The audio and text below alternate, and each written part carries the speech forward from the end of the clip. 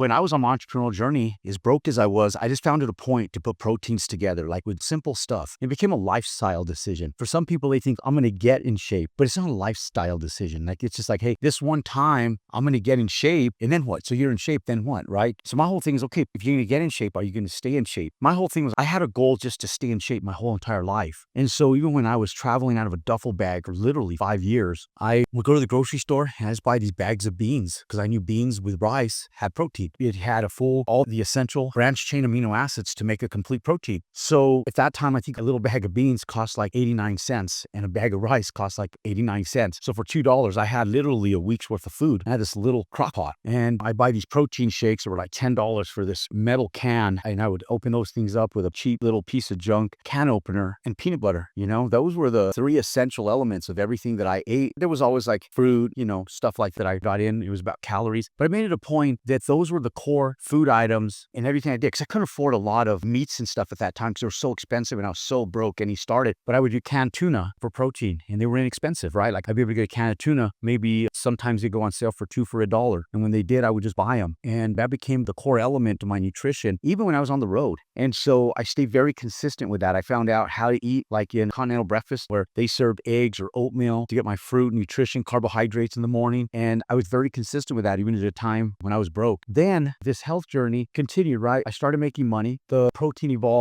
I was eating a lot of flank steak, chicken. I go to restaurants and I had like this timed increments the way I would do it when I go into bodybuilding, where I would eat my carbohydrates 15 minutes before I eat my proteins. So I got at a point, even when I went to the restaurant, I would eat all my carbohydrates and my starches and vegetables first off my plate and communicate. And then I would time everything the way I'd eat it. So, and I still eat like that today. Like when I'm in the mode, which I'm not always in the mode, I'll have a slice of pizza, I eat what I want, especially as you have kids, it becomes harder.